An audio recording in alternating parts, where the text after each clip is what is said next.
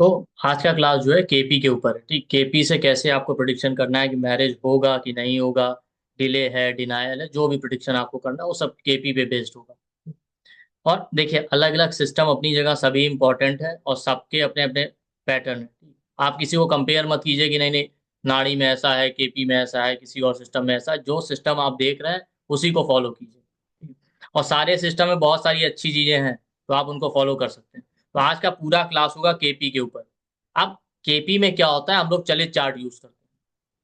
ठीक, अब उसके कैलकुलेशन में नहीं जाएंगे, हमारा कैलकुलेशन वाला पार्ट नहीं, कैलकुलेशन सब सॉफ्टवेयर में दिया होता है।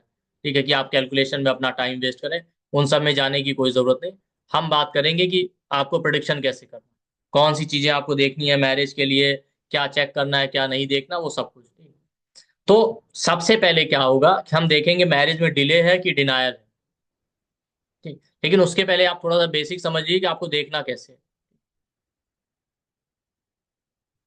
ठीक, जब भी आप जाएंगे सॉफ्टवेयर में ना, तो आपको लगन चार्ट की तरह इसी तरीके से केपी चार्ट मिलेगा। ठीक, आप जहां अपना लगन चार्ट बनाते हैं, हर सॉफ्टवेयर में रहता है केपी चार्ट या चलित चार्ट। ठीक, एस्ट्रोसेज में हो आप, जे होरा में हो, कोई भी सिस्टम यूज कर रहे हैं। ठीक है, तो उसमें आपको इस तरीके से केपी चार्ट मिलेगा। और केपी चार्ट के बाद बेसिकली फिर वहां पे आपको ये टेबल मिलता है प्लेनेट का, कि आपके प्लेनेट का डिग्री कौन सा है, और अलग अलग प्लेनेट का डिग्री सब कुछ वहां पे दिया रहता है। अब इसमें सबसे इंपॉर्टेंट चीज क्या होती है, आप यहाँ पे देख रहे होंगे एस एल लिखा है, एन एल लिखा है और एस बी लिखा है। एस एल का मतलब होता है साइन लॉर्ड। ठीक है, साइन लॉर्ड मतलब कोई प्लेनेट जिस राशि में बैठा है, ठीक है, उसका लॉर्ड। ठीक, इसी तरीके से आप देख रहे होंगे एनएल, एनएल का मतलब होता है नक्षत्र लॉर्ड। कोई आपका कोई भी प्लेनेट जो है आपके चार्ट में वो किस नक्षत्र में है, तो उस नक्षत्र का लॉर्ड जो होता है। कहीं कहीं एनएल की जगह आपको स्टार लॉर्ड लिखा हुआ मिलेगा। ठीक, उसके बाद आप देख रहे होंगे सब लॉर्ड। ठीक है, उसके बाद एस एस लिखा हुआ सब सब लॉर्ड। यही चार चीजें इसमें सबसे इंपॉर्टेंट है प्रिडिक्शन के लिए। जब भी आप प्रिडिक्शन करेंगे इन्हीं चार चीजों को आपको फॉलो करना है: साइन लॉर्ड, नक्षत्र लॉर्ड, सब लॉर्ड और सब सब लॉर्ड। उसके बाद आप जाएंगे आगे तो आप देखेंगे अलग अलग हाउस कस्प लिखे हुए हैं। ठीक है, किस हाउस में कौन सा साइन लॉर्ड है, नक्षत्र लॉर्ड है, सब लॉर्ड है, सब सब लॉर्ड है, ये चीजें दी हुई हैं। ठीक, उसके बाद हाउस के सिग्निफिकेटर दिए हुए हैं, सॉरी प्लेनेट के, कि कौन सा प्लेनेट किस किस हाउस को सिग्निफाई कर रहा है। जैसे सन के आगे 4 12 लिखा है, मून के आगे 3 4 5 8 11 लिखा है, इसी तरीके से सभी प्लेनेट का लिखा हुआ है। अभी इसमें थोड़ा सा कैलकुलेशन है बेसिकली। ठीक है, आपको उस कैलकुलेशन में जाने की और उलझने की जरूरत नहीं है कि किस तरीके से निकाला है इन्होंने, कैसे सब लॉर्ड कैलकुलेट किया है, कैसे सब सब लॉर्ड कैलकुलेट किया। वो उसमें आपको दिमाग लगाने की जरूरत नहीं है। ठीक है, कोई बहुत ज्यादा इंटरेस्टेड है कि नहीं हमको कैलकुलेशन सीखना ही है, तो अलग चीज है। लेकिन अब आजकल कोई कैलकुलेशन में इंटरेस्टेड नहीं होता कि उसको आप कैलकुलेशन पढ़ाइए, किसी को भी इंटरेस्ट नहीं आता, सबको ये है कि हमको प्रिडिक्शन करना है। और बात भी सही है, जब आपके पास सॉफ्टवेयर अवेलेबल है तो फिर इतनी मेहनत करने की जरूरत नहीं। ठीक, तो आपको यही चार चीजें फॉलो करनी है कि साइन लॉर्ड कौन सा है, नक्षत्र लॉर्ड कौन सा है, सब लॉर्ड कौन सा है, सब सब लॉर्ड कौन सा है। लेकिन इसको देखना किस तरीके से ये आपको पता चलेगा। तो जब भी कोई इवेंट आपको देखना है, ठीक, जब भी कोई इवेंट आपको देखना है यहाँ पे, चाहे करियर को लेके देखना है, चाहे मैरिज को लेके देखना है, या किसी भी चीज को लेके, तो आपको ये पता होना चाहिए उसके रिगार्डिंग हाउस कौन से हैं। तो जो नॉर्मल हमारा सभी सिस्टम में होता है 1 से 12 हाउस के सिग्निफिकेशन, वो आपको पता होने चाहिए। ठीक, और अलग अलग हाउस की चीजें जब आपको देखनी है तब उससे रिलेटेड आपको सब लॉर्ड और साइन लॉर्ड नक्षत्र लॉर्ड सब देखना है। जैसे मान लेते हैं आपको करियर देखना है, तो करियर के लिए आपको 10th हाउस देखना है, तो 10th हाउस की चीजें आप देखेंगे। ठीक, आपको मैरिज देखना है, रिलेशनशिप देखना है, तो आप 7th हाउस देखेंगे। बच्चों के रिगार्डिंग कुछ भी देखना है तो आप 5th हाउस देखेंगे। ठीक, प्रॉपर्टी देखनी है, मेंटल पीस कुछ भी देखना है तो आप 4th हाउस देखेंगे। ठीक, इसी तरीके से आप जो भी चीजें आपको बीमारियां देखनी है 6th हाउस को देखेंगे, वेल्थ देखना है, फैमिली देखना है, 2nd हाउस देखेंगे। तो अलग अलग हाउस के जो बेसिक सिग्निफिकेशन है वो सब जगह सेम ही रहते हैं। चाहे आप पराशरी सिस्टम पढ़ रहे हो, चाहे केपी का पढ़ रहे हो, वो सिग्निफिकेशन नहीं चेंज होते हुए मिलेंगे आपको। तो आपको क्या देखना है ये पता होना चाहिए। अब उसमें करना क्या होता है, आपको जो भी चीज देखनी, मान लेते हैं आपको करियर देखना है या मैरिज देखना है, जो भी देखना है, मान लेते हैं आपको करियर ही देखना है, तो उसमें आपको करना क्या होगा, 10th हाउस का जो सब लॉर्ड दिया है, 10th हाउस या कस्प गए बेसिकली, वहां पे कस्प दिया होगा। ठीक है, 10th कस्प का जो सब लॉर्ड है आप उसको देखें, कस्पल सब लॉर्ड, वो किस किस हाउस को सिग्निफाई कर रहा है, पॉजिटिव है निगेटिव है, वो आपको पता होने चाहिए कौन से हाउस पॉजिटिव होंगे कौन से हाउस नेगेटिव होंगे उस इवेंट के। लेकिन आपको देखना इसी तरीके से होता है कि मान लेते हैं आप करियर की बात कर रहे हैं तो 10th कस्प का जो सब लॉर्ड है वो देखिए, फिर उस 10th कस्प का जो भी सब लॉर्ड आपका प्लेनेट बना उसका नक्षत्र लॉर्ड किस किस हाउस को सिग्निफाई कर रहा है वो आपको देखना होता है।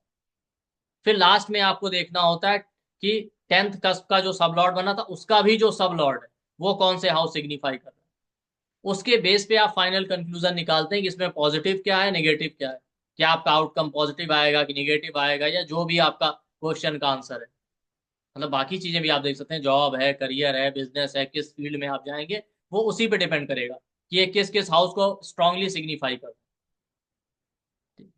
जैसे इन दो चार्ट में आप देखिए, मान लेते हैं इसी चार्ट में आपको करियर देखना हो, ठीक, इस चार्ट में तो 10th हाउस में आपका जेमिनाई आया है, ठीक है। तो आपको यहां देखना है ये टेबल में जाके, सबसे पहले आप देखेंगे कि किसी भी हाउस को लेके, मान लेते हैं आप 10th हाउस की बात कर रहे हैं, तो आप इस टेबल में जाइए और देखिए कि 10th हाउस का जो है सब लॉर्ड कौन सा है। ठीक, ये देखिए ऊपर साइन लॉर्ड है नक्षत्र लॉर्ड है सब लॉर्ड है। तो 10th हाउस का आप सब लॉर्ड देखेंगे तो उसका साइन लॉर्ड मरकरी लिखा हुआ है, नक्षत्र लॉर्ड राहु, और सब लॉर्ड के आगे केतु लिखा हुआ है। तो आप सबसे पहले केतु को देखेंगे, अगर मान लेते हैं 10th हाउस की चीजें देखनी। अब ये केतु किस किस हाउस को सिग्निफाई कर रहा हो यहाँ पे देखिए, तो केतु ने 4 8 12 हाउस सिग्निफाई किए। तो सबसे पहले ये देखना है। फिर ये केतु जो 10th हाउस का सब लॉर्ड है, ये ऊपर आप प्लेनेट वाली टेबल में गए, ठीक है। वो केतु के लिए आप देखिए कि केतु का नक्षत्र लॉर्ड कौन सा है और केतु का सब लॉर्ड कौन सा है। ठीक, तो आप देखेंगे केतु के आगे साइन लॉर्ड तो वीनस है, उससे हमें मतलब नहीं, हमें नक्षत्र लॉर्ड से मतलब है। तो एनएल के नीचे सन लिखा हुआ है, तो सन किस किस हाउस को सिग्निफाई कर रहा है फिर वो देखेंगे। अब आप वापस जाइए इस हाउस वाले सिग्निफिकेशन में, प्लेनेट वाले में, तो सन जो है 4 और 12 सिग्निफाई कर रहा है। आपने 4 और 12 देखा, फिर आप देखिए केतु का सब लॉर्ड कौन है, तो केतु है, केतु के आगे जो सब लॉर्ड वाली लिस्ट में आप देखेंगे तो मरकरी लिखा हुआ है। अब वापस जाइए वो प्लेनेट के सिग्निफिकेशन में, मरकरी किस किस हाउस को सिग्निफाई कर रहा है वो देखिए, 1 4 10 12, ये 4 हाउस, और इन्हीं के बेस पे आपको प्रिडिक्शन करना होगा। मतलब कहने का है ये है कि जो भी हाउस का इवेंट देखना उसका पहले आपने सब लॉर्ड देखा उसका स्क्वालिटी टेबल, वो सब लॉर्ड जो भी प्लेनेट बना वो किस किस हाउस को सिग्निफाई कर रहा है वो आपने नोट कर लिया। उसके बाद वो जो भी सब लॉर्ड बना था उस हाउस का, उसका नक्षत्र लॉर्ड देखिए आप ऊपर टेबल में जाके प्लेनेट वाला, वो जो भी नक्षत्र लॉर्ड बना वो किस किस हाउस को सिग्निफाई कर रहा है वो आपने देख लिया। फिर उस सब लॉर्ड का भी जो सब लॉर्ड है वो किस किस हाउस को सिग्निफाई कर रहा है वो देख लीजिए, तब जाके आप फाइनल कंक्लूजन निकालेंगे। मतलब बेसिक अंडरस्टैंडिंग यही है। अब इसमें समय के साथ आप देखेंगे अलग अलग चीजों को स्टडी करते हुए कुछ चेंजेस आते रहते हैं अपने एक्सपीरियंस के हिसाब से बाकी चीजों के हिसाब से, बट बेसिक अंडरस्टैंडिंग यही है अगर आपको प्रिडिक्शन। तो ये स्टेप हमेशा ध्यान रखिए कि किसी हाउस का सब लॉर्ड देखिए वो किस किस हाउस को सिग्निफाई कर रहा है, फिर वो सब लॉर्ड का जो नक्षत्र लॉर्ड है वो किस किस हाउस को सिग्निफाई कर रहा है वो देखना है आपको, और उस सब लॉर्ड का भी जो सब लॉर्ड है, ठीक है, वो किस किस हाउस को सिग्निफाई कर रहा है वो देखिए। तो हमेशा स्टार्टिंग जो है कस्प के सब लॉर्ड से कीजिएगा, मोस्टली जो बिगिनर होते हैं वो इसमें कंफ्यूज रहते हैं। कस्प का जो सब लॉर्ड बनेगा प्लेनेट पहले आपको वही चेक करना ज्यादातर केसेस। इसी तरीके से मान लेते हैं आपको मैरिज के रिगार्डिंग रिलेशनशिप के रिगार्डिंग कुछ भी चेक करना है, तो 7th कस्प का सब लॉर्ड देखिए। ठीक, 7th कस्प का सब लॉर्ड जो भी प्लेनेट बना उसके सिग्निफिकेशन देख लिए किस किस हाउस को सिग्निफाई कर रहा है। फिर 7th कस्प का जो सब लॉर्ड है उसका नक्षत्र लॉर्ड देखिए वो किस किस कस्प को सिग्निफाई कर रहा है। फिर 7th हाउस या 7th कस्प का जो सब लॉर्ड है उसका जो है आप उसका भी सब लॉर्ड देखिए। जो हाउस है उनको ही बेसिकली मोटे तौर पे आप समझिए तो कस्प कहते हैं, तो आप कंफ्यूज मत होइए। और फिर जो आपको प्रिडिक्शन करना है तब आप प्रिडिक्शन कर सकते हैं।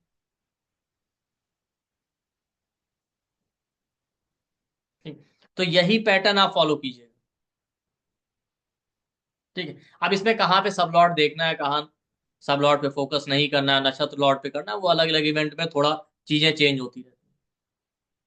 तो हम बात करते हैं सबसे पहले मैरिज को लेके, कि मैरिज डिले है कि मैरिज डिनायल की तरफ जाएगा। अब देखिए, ये बात मैं हर बार मैरिज या रिलेशनशिप को लेकर रिपीट करता हूँ कि भाई कोई रूल यूनिवर्सल नहीं होता। देश काल पात्र के हिसाब से प्रिडिक्शन करिए। अब आप हो सकता है यही रूल आज से 50 60 साल 70 साल पुराने चार्ट में लगाने लगे। आप तो कहें सब कुछ दिख रहा था फिर भी मैरिज हुआ अच्छे से हुआ। तो भाई पहले यही होता था। पहले हिंदुस्तान में कोई कुछ करे ना करे मैरिज जरूर हो जाता था। कभी आपने सुना कि मैरिज नहीं होता था, या कभी डिले आपने सुना होगा? अरे, अगर रेशियो रहा होगा पहले 10 में से 2 लोगों का डिले होता होगा, अभी 10 में से 5 लोगों का डिले है। या आप उसको डिले कह भी नहीं सकते। भाई अभी 25 के आप बाद ही समझिए लोग मैरिज करते हैं। पढ़ाई कर रहे हैं, करियर बनाना है, तो मोस्ट कॉमन जो पैटर्न मिलेगा वो 25 26 के बाद ही लोग मैरिज को लेकर सीरियस हो। तो आप उस टाइम के हिसाब से कंपेयर करेंगे तो यहाँ तो डिले ही हो गया ना। और पहले डिले तो छोड़ दीजिए, पहले चाइल्ड मैरिज हो जाता था। इसी तरीके से चाइल्ड बर्थ को लेकर है। अभी एक होने में प्रॉब्लम आ रहा है, पहले तो 1 2 4 5 हो जाते थे। अब ऐसा नहीं था, पहले भी ऐसे केस होते थे जिनको चाइल्ड बर्थ नहीं होता था, तब 10 में से 1 या 2 होते थे। बट अपोजिट केस ये भी था ना। तो वो सोसाइटी में देश काल पात्र के हिसाब से चेंजेस आ जाते हैं। मैरिज ही आप 30 साल में कर रहे हैं तो चाइल्ड बर्थ तो डिले हो ही गया। पहले भी यही प्लेनेट यही हाउस सब कुछ होते थे, तब चीजें अलग तरीके से थी, तब अलग हेल्थ प्रॉब्लम होती थी, आज अलग होती थी। पहले भी डायबिटीज होता था, पर पहले कितने लोगों को होता था, आज कितने लोगों का रेशियो आप देखिए। पहले भी हार्ट अटैक आते थे, हार्ट हार्ट है तो हार्ट का प्रॉब्लम भी होता होगा। आज भी होता है, पहले इतने लोगों को नहीं होता था ना। सारी चीजें मोस्टली होती ही थी, बस तरीके अलग थे। पहले लोग बैलगाड़ी से चलते थे, अभी कार से चल रहे हैं। तो आप ये नहीं कह सकते कुछ होता नहीं था। अभी डॉक्टर आपको ट्रीटमेंट करता है, सर्जरी करता है, सब कुछ होता था, पहले भी होता था। पहले अलग तरीके से होता था, आप पढ़ के देखिए। पहले टांके लगाते थे तो उसके ऊपर चींटियां छोड़ देते थे, चींटे तो जो है उसको पकड़ लेते थे, स्किन चिपक जाती थी। तो सारा काम हो ही रहा था ना। तो हमेशा देश काल पात्र के हिसाब से कभी ब्लाइंड बन के प्रेडिक्शन मत कीजिए। जैसा अक्सर लोग कहते हैं अरे हमने तो देखा, सारे रूल फॉलो किए, हमारे मदर के चार्ट। अरे मदर का एज तो देखिए आप। पहले डाइवोर्स के एक पहले डाइवोर्स जैसी चीज होती नहीं थी हमारी सोसाइटी में। ठीक है, चाहे जितना भी प्रॉब्लम हो, ये माइंड सेट था कि चलाना ही है, तो बात ही खत्म हो गई। अभी सिस्टम अलग है। अभी माइंड सेट एक चलाना नहीं है, अलग होना है। फिर क्या कर सकते हैं? तो कोई भी चीज प्रिडिक्ट करने से पहले ये ध्यान रखिएगा, क्योंकि अक्सर लोग ना ब्लाइंडली प्रिडिक्ट करते हैं और फिर ये कुतर करने वालों का कुछ भी नहीं है। वो कुतर करेंगे, आ जाएंगे कह रहे हमने तो देखा 5 4 में फेल हो रहा। अरे भाई, कॉमन सेंस की बात है ना। अगर आप कॉमन सेंस नहीं यूज करेंगे तो कुछ भी फेल हो जाए, ये समझ लीजिए। जैसे अक्सर क्या होता है, कई बार क्लास में कुछ ऐसी चीज पढ़ा देते हैं जो स्टूडेंट होते हैं खुद पे अप्लाई कर लेंगे, फिर डर जाए। ठीक है, लोग होता है आपने भी चेक जरूर करना है। भाई हर एक चीज से 50 तरीके हैं, उसको काउंटर करने के बहुत सारे योग हैं। सारी चीज आप एक क्लास में सीख भी नहीं सकते, आप समय के साथ सीखते हैं। ठीक है। अरे आप गन का लाइसेंस लेते हैं अपनी प्रोटेक्शन के लिए, ये थोड़ी होता है कि अपने ऊपर चला के ही चेक करूंगा, तब पता चलेगा गोली असली है कि नकली। ऐसा करते हैं क्या कभी? तो ये ध्यान, हर चीज, ये थोड़ी हर चीज हम टेस्ट करके, अरे कुछ चीज टेस्ट हुई इसीलिए कि आपको नहीं करना पड़ेगा। दवा लेने से पहले आप पूछते हैं कि हम इसको पहले टेस्ट करेंगे? वो तो लैब में टेस्ट हो ही चुकी है ना। तो हर चीज देश काल पात्र के हिसाब से देखिए। जो रूल आप यहाँ लगा रहे हैं वही रूल जो है किसी और कंट्री में काम नहीं करेंगे। फिर आप क्या करेंगे? भाई यहाँ फिर भी लोग चाइल्ड, चाइना जैसे कंट्री में 1 नेशन 1 चाइल्ड पॉलिसी है, फिर आप क्या करेंगे? अब आप वहां क्वेश्चन करेंगे दूसरा बेबी नहीं हो रहा, फिर कहेंगे कि हाँ सबके चार्ट में ऐसा है, तो ऐसा नहीं हो सकता ना कि सबके ही चार्ट में दूसरे बेबी के योग नहीं होंगे।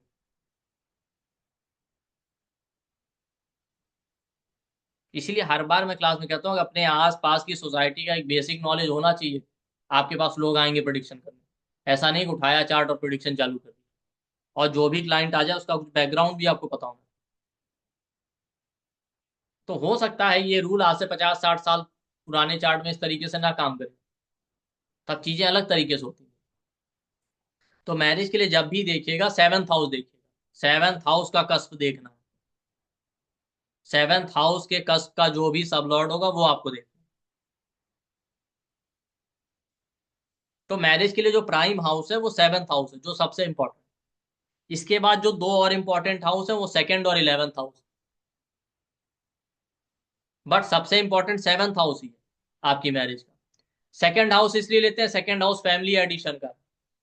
भाई मैरिज होगी तो फैमिली बढ़ रही है आपकी। इलेवेंथ हाउस आपकी विश फुलफिलमेंट का है। तो 2, 7, 11 सबसे इंपॉर्टेंट है, जिसमें से 7 सबसे इंपॉर्टेंट। और जो प्रॉब्लमेटिक हाउस है मैरिज के लिए वो है 6th house, 8th house, first house और 10th हाउस। क्यों? क्योंकि 6th हाउस 7 से 12, वो लॉस ऑफ मैरिज या रिलेशनशिप दिखा। और 6th हाउस का क्वालिटी क्या है ना, कि इंसान अगर 6th हाउस बहुत प्रोमिनेंट है, इंसान कंप्रोमाइज नहीं करना चाहता, उसको फ्रीडम चाहिए, वो सेक्रीफाइस नहीं करना चाहता। और रिजिड माइंडसेट के होते हैं कि जो होना चाहिए सब हमारे हिसाब से होना चाहिए। इसी तरीके से 8th हाउस क्या करता है ना, 8th हाउस रिसर्च माइंडेड बना। अब रिसर्च करना कहीं कहीं सही, हर जगह सही नहीं होता। तो रिसर्च माइंडेड आदमी ओवर एनालिटिकल हो जाता है, उसको हर एक अच्छी चीज में भी कमियां नजर आती हैं। तो अब 8th हाउस वाले का प्रॉब्लम क्या है, अगर 8th हाउस बहुत स्ट्रांग हो जाए ना, या 8th हाउस का इन्वॉल्वमेंट हो जाए, तो आप अच्छे से अच्छा पार्टनर आ रहा है, अच्छे से अच्छे प्रपोजल आ रहे हैं, उसमें कोई ना कोई कमी निकाल देंगे। फाइनेंशियली अच्छा है तो देखने में अच्छा नहीं, देखने में अच्छा है तो नाक टेढ़ी है, नाक सीधी है तो आंख टेढ़ी है, कुछ ना कुछ उनको कमियां निकालनी। तो इसीलिए हमेशा डिससेटिस्फाइड रहेंगे। आपके चार्ट में इन जनरल भी 8th हाउस बहुत स्ट्रांग हो तो आप देखिएगा, ये इंसान अपनी बुद्धि लगाएगा, आप उसको कितना भी समझा लीजिए, और उसके बाद अपने ही पैर पे कुल्हाड़ी मारते हैं। क्यों? क्योंकि उनको आदत है रिसर्च करने की, हर एक चीज की डेप्थ में जाना है।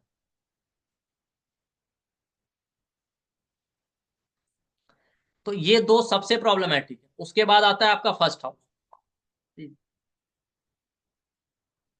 फर्स्ट हाउस क्या होता है? फर्स्ट हाउस 7 से 7 है, एक तरीके से वो 7th हाउस के लिए मारक भी है। कोई भी हाउस जो है खराब नहीं होता, सब हाउस के पॉजिटिव और निगेटिव सिग्निफिकेशन दोनों है। इम्बैलेंस हो जाएगा जिन दो हाउस के बीच में, तभी वो चैलेंजिंग होता है। अब फर्स्ट हाउस आपको ही रिप्रेजेंट करता है तो खराब नहीं है, लेकिन 7 से 7 है तो 7th हाउस के लिए वो मारक भी हो जाता है। बट मैरिज बिना आपके होगी भी नहीं। तो अगर फर्स्ट और 7th हाउस के बीच में एक हार्मनी बनी रहे, एक बैलेंस बना रहे, तो प्रॉब्लम नहीं है। लेकिन फर्स्ट हाउस ज्यादा स्ट्रांग हो जाए तो इंसान सेल्फ ऑब्सेस्ड हो जाता है, वो खुद में ही कंप्लीट है, उसे किसी किसी दूसरे की जरूरत नहीं समझ पड़ती। और स्टबन नेचर हो जाता है ऐसे इंसान का, रिजिड माइंड से। तो जब आदमी को अगर ये लग रहा है कि हम ही भगवान है, सब कुछ हम ही है, तो फिर आप क्या कर सकते हैं? भाई मैरिज या रिलेशनशिप के लिए इंसान तब जाएगा जब उसको अपने अंदर कोई कमी लगे, क्या हमारे अंदर कुछ तो वीकनेस, हमें कोई सही है कंप्लीट करने के लिए लाए।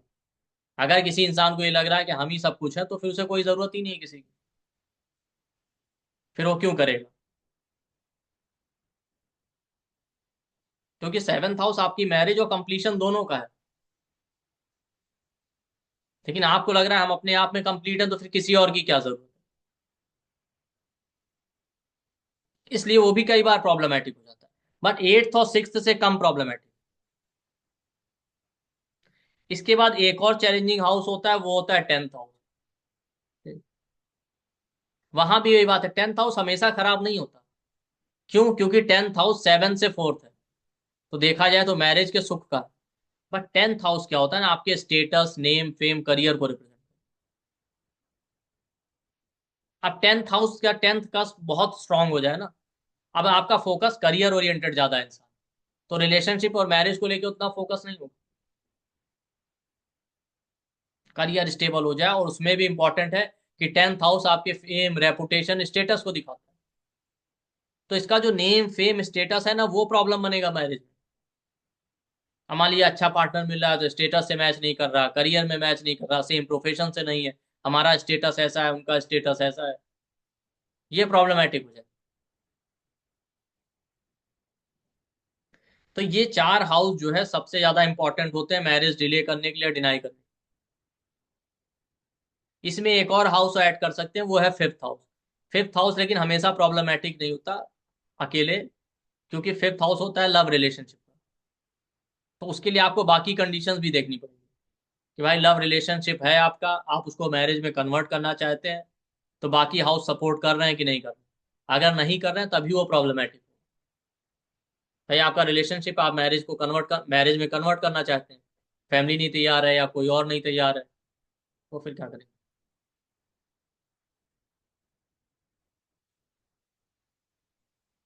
तो eighth house, six house, first house, tenth house और फिफ्थ हाउस, ये पांच हाउस सबसे इंपॉर्टेंट। लेकिन इनमें भी एट, सिक्स, वन और टेंथ, ये सबसे ज्यादा इंपॉर्टेंट। अब चार हाउस हो गया तो ऐसा तो होगा नहीं कि भाई ये चार तो आपको 60% चार्ट में मिल जाए। लेकिन आपको देखना ही नहीं हाउस को है, बाकी अब समझेंगे कि कैसे देखना।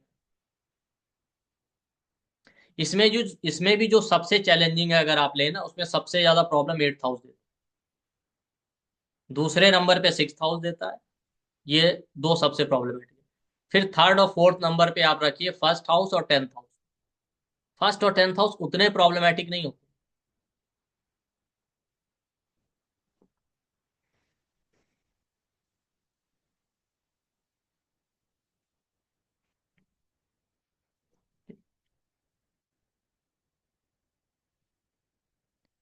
अब आपको करना क्या है, अगर आपको डिले देखना है, तो सबसे पहले आप देखिए सेवेंथ कस्प का सब लॉर्ड कौन सा है।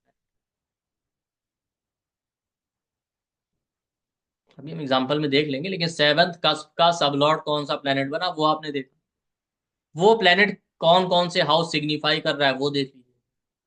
अगर वो planet eighth house, six house, first house या टेंथ हाउस, इनमें से कोई हाउस सिग्निफाई कर रहा है, इनमें से एक को भी कर सकता है, दो को भी कर सकता है, तीन को भी कर सकता है। एक को कर लिया तो पॉसिबिलिटी है, दो को, दो तीन हाउस कर रहा है तो और स्ट्रॉन्ग पॉसिबिलिटी है। तो पॉसिबिलिटी दिखाता है डिले होने की।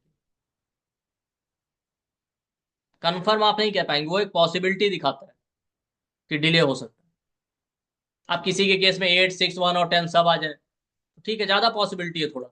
एक के केस में केवल एट हाउस सिग्निफाई कर रहा है इनमें से, जो हमने चार हाउस लिए, तो हाँ पॉसिबिलिटी है। जिसमें से एट और सिक्स ये सबसे ज्यादा चैलेंजिंग होते हैं समझिए। तो चारों में से कोई एक कर दे या इनमें से दो, तीन, चार, जितने भी कर, और स्ट्रांगली सिग्निफाई कर रहे हो। अब कई बार क्या होता है ना कि हाउस सिग्निफिकेशन में आ तो जाते हैं, बट कितना स्ट्रांगली वो सिग्निफाई कर रहा है स्ट्रेंथ पे भी मैटर करता है। वो बात की बात है खैर। तो कई केसेस में आप देखेंगे थोड़ा बहुत रिजल्ट चेंज हो जाए, तो तब आप कहेंगे कि हाँ पॉसिबिलिटी है मैरिज डिले होने। रीजन वही है, एट्थ हाउस का जो मैंने बताया कि ओवर एनालिटिकल होने की वजह से इनको अच्छे से अच्छी चीजें भी समझ में नहीं आ रही। सिक्स हाउस सिग्निफाई कर रहा है तो आप फ्रीडम चाहते हैं, रिजिड माइंड सेट है, कंप्रोमाइज नहीं करना चाहते। टेंथ हाउस है तो प्रॉब्लम आपका करियर, स्टेटस, नेम, फेम बन रहा है। फर्स्ट हाउस है तो आप सेल्फ ऑब्सेस्ड हैं, तब भी दिखा रहा है कि आप थोड़ा rigid mind set.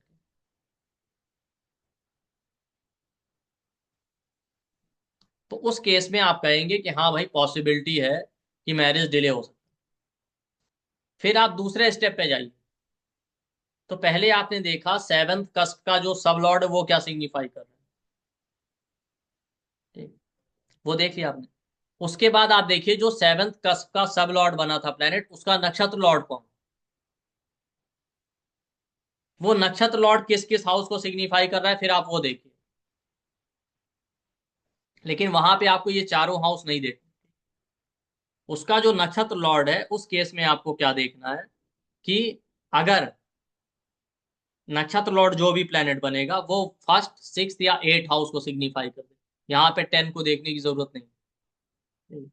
First, six या एट हाउस को सिग्निफाई कर रहा है, तब वो दिखा रहा है कि हाँ वाकई डिले हो सकता है। ठीक। मतलब सब लॉर्ड के केस में अगर उनमें से चार हाउस में से कोई हाउस सिग्निफाई कर रहा है वो, फिर आपने देखा उसका जो सब लॉर्ड था उसका भी जो नक्षत्र लॉर्ड बना, वो अगर फर्स्ट या सिक्स या एट हाउस सिग्निफाई कर, तब आप कहेंगे कि हाँ अब डिले के स्ट्रॉन्ग चांसेस है, डिले हो सकता है। बार बार मैं रिपीट कर रहा हूँ कि हमने जो तीन चार हाउस लिए उनमें से कोई भी एक सिग्निफाई कर दे स्ट्रांगली तब भी हो जाए।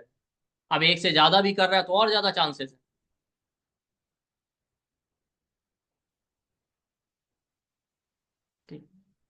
तो ये है, पहले आपने सेवंथ कस्प का सब लॉर्ड देख लिया, वो किस किस को सिग्निफाई कर रहा है, उसमें अगर वो एट सिक्स फर्स्ट और टेंथ को सिग्निफाई कर दे तो पॉसिबिलिटी है डिले का। फिर देखिए सेवंथ कस्प का जो सब लॉर्ड है उसका भी जो नक्षत्र लॉर्ड बन रहा है प्लेनेट, वो अगर वन सिक्स या एट हाउस को सिग्निफाई कर दे तो वाकई स्ट्रॉन्ग चांसेस दिखा रहा है डिले होने।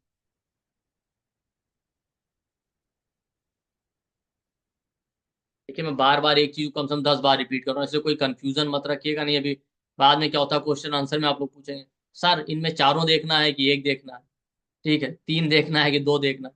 तो जो बताया जा रहा है वैसे ही फॉलो कीजिएगा, नेसेसरी माइंड में डाउट रखने की जरूरत नहीं। जो हाउस बताए गए उनमें से कोई भी एक सिग्निफाई कर दे तब भी वो शो करेगा ही। अब ऑब्वियस सी बात है कि एक क्या चारों सिग्निफाई कर दे तो आपको पता ही चल जाएगा ये और स्ट्रांग हो गया। एक कर रहा है तो भी चांस है, दो कर रहा है तो और चांस है, तीन है तो और चांस है। तो ये हो गया दूसरा स्टेप। पहले हमने देखा सेवंथ कस्ट का सब लॉर्ड क्या क्या सिग्निफाई कर रहा है, फिर सेवंथ कस्ट का जो सब लॉर्ड है उसका नक्षत्र लॉर्ड। फिर फाइनली देखिए सेवंथ कस्ट का जो सब लॉर्ड है उसका जो नक्षत्र लॉर्ड हमने देखा, अब उसका भी सब लॉर्ड देखिए वो कौन कौन से हाउस सिग्निफाई कर रहा है। अगर वहां पे वन सिक्स टेन या एट में से कोई हाउस आ गया तब काफी चांसेस हैं कि मैरिज नहीं होगा।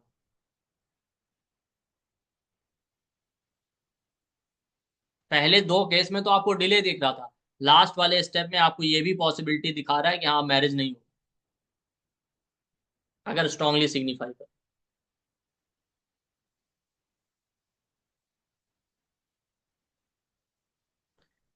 इसके बाद भी मैं आपको एक ऑनेस्ट ओपिनियन दे रहा हूँ, सारे रूल फिट होने के बाद भी बहुतों का हो सकता है, क्योंकि बात वही है कि वो देश काल पात्र पर डिपेंड करता है। बहुत सारे चार्ट आपको मिलेंगे, एक से एक एफ्लिक्टेड मिलेंगे, लेकिन उनका लाइफ बिल्कुल अच्छा चल रहा है, कोई प्रॉब्लम नहीं। तो ये ध्यान रखिएगा। एक सेकंड,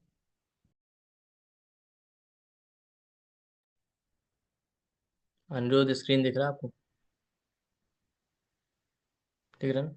ठीक है चलिए आगे चलते हैं, उसके पहले आप लोगों के लिए अनाउंसमेंट ये है कि 11 डेज का हमारा क्लास आ रहा है केपी के ऊपर, ठीक है, जो 21 मार्च को स्टार्ट होगा, 21 से लेकर 31 मार्च तक 11 डे का क्लास है, 6:30 से 8 PM के बीच में होगा। इमेज और नहीं दिख रहा है। स्क्रीन नहीं दिख रहा? नहीं, स्क्रीन दिख रहा है बट वो इमेज जूम ओपन कर दीजिए ना।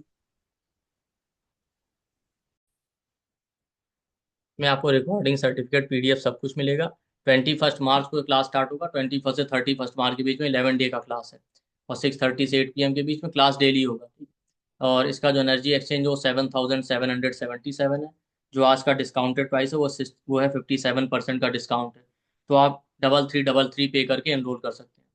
अब इसका जो कोर्स कंटेंट है उसमें हम प्लैनेट है, नक्षत्र सब लॉर्ड को कैसे यूज करना है, कस्पल सब लॉर्ड का क्या यूज होता है, tenanted untenanted house, hidden house, independent house का क्या मतलब है, उसमें हम delay marriage, denial of marriage, love marriage, multiple marriage, unhappy marriage, problem है चाइल्ड बर्थ में, चाइल्ड बर्थ की योग है कि नहीं, जॉब है, बिजनेस है, करियर में सक्सेस है, वेल्थ गेन है, जॉब में सस्पेंशन है नहीं, जॉब के योग नहीं है, या डिफरेंट करियर कॉम्बिनेशन कौन से हो सकते हैं, बर्थ चार्ट रेक्टिफिकेशन केपी में कैसे करते हैं, मैरिज है, करियर है, चाइल्ड बर्थ है, और इन सब का रेमेडी। तो बेसिकली जितनी चीजें मोस्टली जो आपसे पूछी जाती है वो सब हम कवर करेंगे।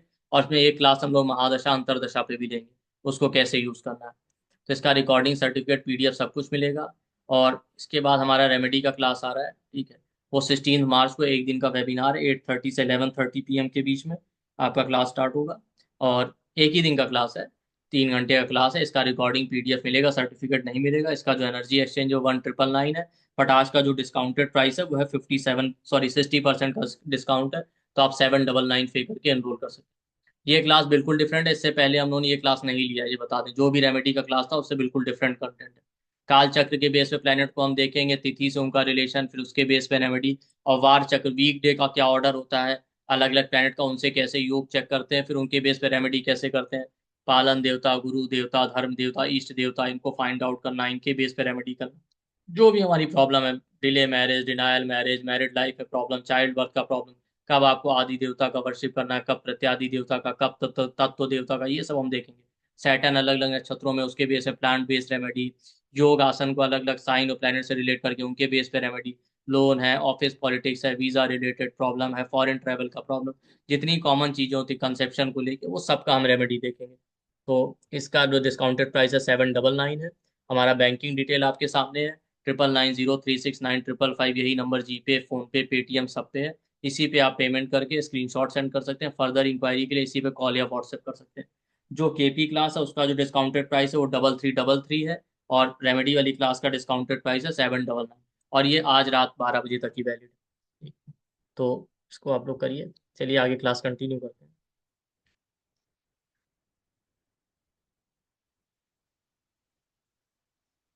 ठीक। तो इसी तरीके से आपको देखना है, जो भी चीजें हम चेक करेंगे। तो हम पहले सेवंथ हाउस के कस्प का सब लॉर्ड देख रहे थे, फिर सेवंथ कस्प के सब लॉर्ड का जो नक्षत्र लॉर्ड है वो देखना है, और फिर सेवंथ कस्प के सब लॉर्ड का जो भी सब लॉर्ड है उसके रिगार्डिंग हाउस देखना है। ठीक। तो वो चार तीनों चीज हमने देख ली थी। अभी एग्जाम्पल चार्ट पे चलते हैं। ठीक।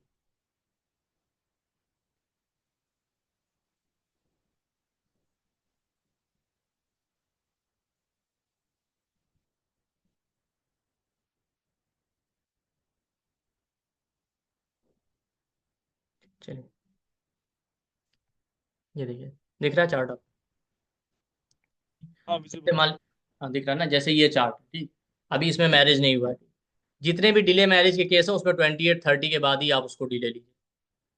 तो अगर इस चार्ट में आपको देखना है तो आप देखिए, पहले आप यहाँ पे जाइए कस्प वाली टेबल। इस कस्प वाली टेबल पे आप गए तो सेवेंथ कस्प देखिए। सेवेंथ कस्प का सब लॉर्ड कौन है? पहले ये देखिए, साइन लॉर्ड है जुपिटर, उसके बाद एनएल वाली लिस्ट मतलब नक्षत्र लॉर्ड, फिर एसबी वाली जो लिस्ट है सब लॉर्ड, वो देखना है। तो सेवेंथ कस्प का जो सब लॉर्ड है वो राहु है। अब नीचे जाइए, राहु किस किस हाउस को सिग्निफाई कर रहा है? राहु सिग्निफाई कर रहा है 2, 5, 6। जबकि हमारी कंडीशन क्या थी कि जो सेवंथ कस्प का सब लॉर्ड है वो 8th house, 6th house, first house या 10th हाउस को सिग्निफाई करे, या कई केसेस में 5th हाउस को भी सिग्निफाई करे। तो यहाँ पे 6 आ गया है, 8 और 6 को हमने सबसे स्ट्रांग लिया था। उसके बाद फिफ्थ भी आ रहा है, तो इसका मतलब है डिले के चांसेस है। अकेले फिफ्थ इतना डिले नहीं देता, बट सिक्स आ गया चूंकि इसलिए डिले। 8, 6, 1 और 10 सबसे इंपॉर्टेंट, जिसमें से 8 और 6 सबसे ज्यादा स्ट्रांग। ये हो गया। अब देखा आपने कि सेवंथ कस्प का जो सब लॉर्ड था वो तो राहु था, ठीक है। इस राहु का नक्षत्र लॉर्ड देखिए ऊपर वाली टेबल। तो राहु का नक्षत्र लॉर्ड आप देखेंगे तो ये देखिए, ये देखिए राहु के सामने जाइए तो साइन लॉर्ड मार्स है, एनएल वाली लिस्ट में राहु के आगे सैटर्न लिखा हुआ। तो राहु का नक्षत्र लॉर्ड सैटर्न है। सैटर्न देखिए क्या क्या सिग्निफाई कर रहा है। तो हमने क्या देखा था, सेवंथ कस्प का जो सब लॉर्ड है उसका नक्षत्र लॉर्ड अगर 1, 6, 8 सिग्निफाई कर दे तो स्ट्रॉन्ग चांसेस है डिले। तो सैटर्न देखिए क्या सिग्निफाई कर रहा है, वो भी 8 और 6 सिग्निफाई कर रहा है। इसका मतलब वाकई एक्सट्रीम डिले के चांसेस है। तो 32 या 3 का एज हो ही चुका है इनका, अभी तक मैरिज नहीं हुआ, तो डिले ही है एक तरह से अच्छा खासा। ठीक। अब फाइनली क्या देखना है, सेवंथ कस्प का जो सब लॉर्ड था राहु, उसका भी सब लॉर्ड देखिए। तो राहु का सब लॉर्ड कौन हो गया? तो राहु का नक्षत्र लॉर्ड हमने देखा था सैटर्न है, उसका सब लॉर्ड मरकरी है। मरकरी देखिए, मरकरी अगर 1, 6, 10, 8 को सिग्निफाई कर दे तो डिले भी दे सकते। तो मरकरी के केस में आप देखिए 1, 6, 8, 10 में से 1 और 10 आ रहा है ना। तो इसका मतलब है कि वाकई हो सकता है मैरिज ना हो। अब जैसा मैंने कहा था कि अगर सेवंथ कस्प का जो सब लॉर्ड है वहां पे 5th हाउस आ जाए, तो कई बार लव रिलेशनशिप होता है, एग्री नहीं होते फैमिली या जो भी है। इनका रिलेशनशिप था, बात मैरिज तक गई, लेकिन जो भी रीजन रहा वो बात नहीं बनी। और आप देखेंगे लास्ट में जो है सेवंथ कस्प का जो सब लॉर्ड है उसका भी सब लॉर्ड है, वहां पे 10th हाउस भी आ रहा है। ठीक। जो लास्ट स्टेप हमने चेक किया था, 10th हाउस स्टेटस और पैसे को दिखाता है। तो स्टेटस और करियर भी एक प्रॉब्लम रहा है। पहले एक दो बार मैरिज या रिलेशनशिप की बात हुई जो सेम ही प्रोफेशन से थे, लेकिन प्रॉब्लम वहीं से आया। इनका ये था कि हमने पैसा भी लगाया, इन्होंने अच्छा खासा पैसा भी इनका चला गया, लेकिन बात नहीं बनी।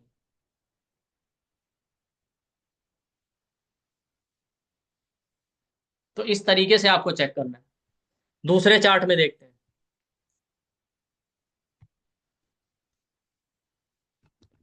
इस चार्ट में आप देखिए तो सेम वही मेथड, सेवंथ कस्प देखिए। सेवंथ हाउस या कस्प का सब लॉर्ड कौन है? उसका सब लॉर्ड है मार्स। आप देख रहे होंगे सेवंथ हाउस के कस्प के आगे साइन लॉर्ड के आगे सन, नक्षत्र लॉर्ड के नीचे सन, और सब लॉर्ड के नीचे मार्स लिखा है। तो पहले मार्स देखिए। मार्स यहाँ गए क्या क्या सिग्निफाई कर रहा है? 2, 3, 6, 8 और 9 आ गया।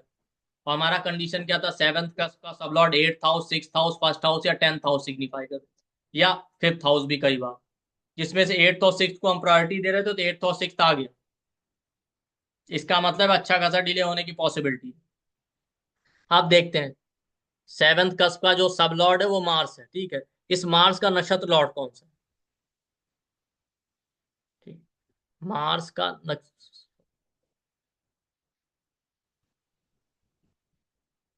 ठीक, ये दोनों सेम ही लग गया, ठीक है, कोई बात नहीं, ठीक।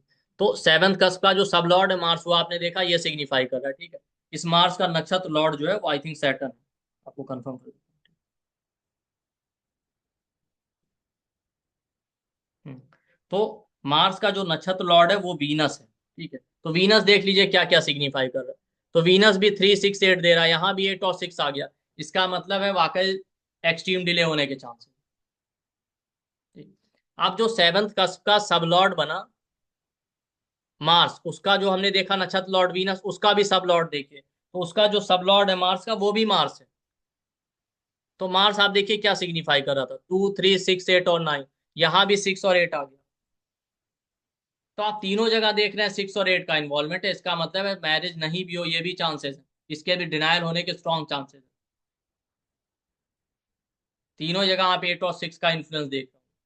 तो पहले दो स्टेप तो आपको डिले दिखाते हैं, फाइनल वाला स्टेप आपको डिनायल भी दिखा सकता है, जो कंडीशन हमने देखी।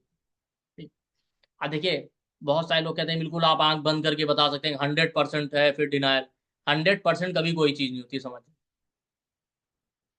तो ये है, आप कह सकते हैं कि स्ट्रांग डिले होने के चांसेस हैं वाकई, और होता भी है, ठीक है। लेकिन फिर भी अब किसी का भाग्य है, अपने कर्म है, बहुत सारी चीजें मैटर करती हैं। कुछ केसेस ऐसे मिलेंगे हाँ फिर भी मैरिज हो गया। लेकिन ये जान लीजिए ऐसे सिग्निफिकेशन के साथ जब इतना स्ट्रांग इंडिकेशन दिख रहा हो, तो हो भी जाए तो मैरिड लाइफ उतना अच्छा नहीं रहता कई केस। You sir. जी एक सेकंड, ठीक है। तो हम अभी डाइवोर्स और उस पर नहीं जाएंगे, बट आप इससे ये देख सकते हैं डिले और डिनायल वाला पार्ट, कि डिले होगा कि डिनायल होगा। इसमें एक चीज और एंड करने से पहले मैं आपको बता दूं, अगर एट्थ हाउस स्ट्रांगली सिग्निफाई कर रहा हो तो मैरिज भले ना हो, लिव इन रिलेशनशिप के चांसेस हो। लेकिन उसमें क्या होता है कि उसमें प्लेनेट देखिए, उसमें प्लेनेट क्या देखना है उस केस में, आप देखिए कि सिग्निफाई करेगा सेवंथ कस्प का सब लॉर्ड अगर एट्थ हाउस, और सेवंथ कस्प का जो सब लॉर्ड है उसका नक्षत्र लॉर्ड भी एट्थ हाउस सिग्निफाई करे, तो लिविंग रिलेशनशिप के चांसेस तो होते हैं। बट जो सेवंथ कस्प का सब लॉर्ड है ना, वहां पे जो है सन और जुपिटर नहीं होने चाहिए। सन और जुपिटर जैसे प्लेनेट लिविंग रिलेशनशिप प्रमोट नहीं करते। मून है, मरकरी है, वीनस है, केतु है, मार्स है, ये ज्यादा प्रमोट करते हैं। तो ये भी ध्यान रखिएगा उसके साथ, कि सेवंथ कस्प का सब लॉर्ड अगर एट्थ हाउस सिग्निफाई कर रहा है, और सेवंथ कस्प का जो सब लॉर्ड उसका नक्षत्र लॉर्ड भी अगर एट्थ हाउस सिग्निफाई करे, तो लिव इन रिलेशनशिप के चांस है। बट जो सेवंथ कस्प का सब लॉर्ड बन रहा है प्लेनेट, वो वीनस, केतु, मार्स, राहु जैसे प्लेनेट, सन और जुपिटर नहीं होने चाहिए, तभी वो लिव इन रिलेशनशिप दिखाता है। तो सेवंथ कस्प के सब लॉर्ड लेवल पे और नक्षत्र लॉर्ड लेवल पे अगर मार्स, राहु, केतु, वीनस जैसे प्लेनेट आ रहे हैं, तो वो लिविंग रिलेशनशिप प्रमोट करते हैं। बट इन सिग्निफिकेशंस के साथ लिविंग रिलेशनशिप भी लंबा नहीं चलता है, होगा लेकिन बहुत लंबा नहीं चलेगा। तो इसको आप अपने चार्ट में चेक कीजिए, ठीक है। तो इसी तरीके से आप